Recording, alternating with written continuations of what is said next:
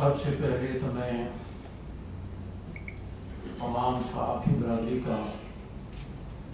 اور مختلف چینلز کے نمائندگان کا شکر گزار ہوں کہ آج عالمی مجلس تحفظ ختم نبوت کی درخواست پر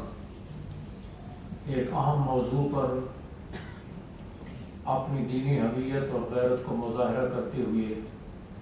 آپ حضرات یہاں تشریف لائے۔ یہاں مجلس تحفظ ختم نبوت کے قائدین، راولپنڈی اسلام آباد کے سرکردہ علماء کرام اور ہماری راولپنڈی اسلام آباد کی تاجر برادری کے قائدین اور نمائندگان یہاں تشریف فرما ہیں۔ ہم سب آپ کا شکریہ ادا کرتے ہیں اور شکر گزار ہیں۔ آج کی یہ پریس کانفرنس اس کا عنوان امتناع قادیانیت آرڈیننس کا جو متنازع فیصلہ ہے حالیہ، جو محترم جناب جسٹس فائز عیسیٰ صاحب کی سربراہی میں 3 رکنی بینچ نے کیا، جس فیصلے کے تحت یکسر قادیانیوں کو 4 دیواری کے اندر اور خلوت کے اندر گویا ان کو اپنی سرگرمیاں جاری رکھنے اور مضموم مقاصد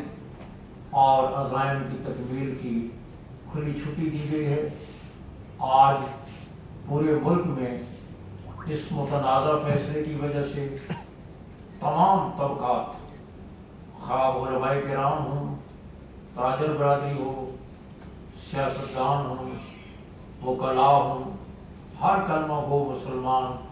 اس کی وجہ سے ایک اضطراب اور بے چینی کا شکار ہے۔ اور آج ہم اس عظیم الشان پریس کانفرنس میں، جس میں تمام طبقات کے نمائندگان شریک ہیں، ہم اس بدبودار، متنازع اور قادیانیت نواز فیصلے کو یکسر مسترد کرتے ہیں، اور کوئی کلمہ گو مسلمان اس کو قبول کرنے کے لیے تیار نہیں ہے۔ وطن عزیز پاکستان ایک نظریے کی بنیاد پر قائم ہوا ہے، اور اسی نظریے کی خاطر اس ملک کے قیام کے لیے قربانیاں دی گئی ہیں، اور یہاں کے آئین میں یہ بات موجود ہے کہ یہاں قرآن و سنت وہی سپریم لا ہے، کوئی قانون اس کے خلاف نہیں ہوگا۔ اور پھر قادیانیوں کو جو غیر مسلم قرار دیا گیا، اس فیصلے کے مطابق کوئی قادیانی مسلمانوں کا نام یا شعائر اسلام کو اپنے لیے استعمال نہیں کر سکتا، نہ مساجد اور عبادت گاہوں کو، نہ اپنی تبلیغ کو وہ اس قانون کے مطابق نہیں کر سکتا۔ لیکن اس فیصلے میں ان کو یہ اجازت دی گئی ہے عوامی سطح پر، اگرچہ یہ کہا گیا عوامی سطح پر وہ شعائر اسلام اور اسلام کا نام اور دیگر عبادات کو استعمال نہیں کر سکتے، نام استعمال نہیں کر سکتے، لیکن خلوت کے اندر اپنے گھروں میں 4 دیواری میں ان کو اس کی اجازت دی گئی ہے۔ حالانکہ جرم ہے،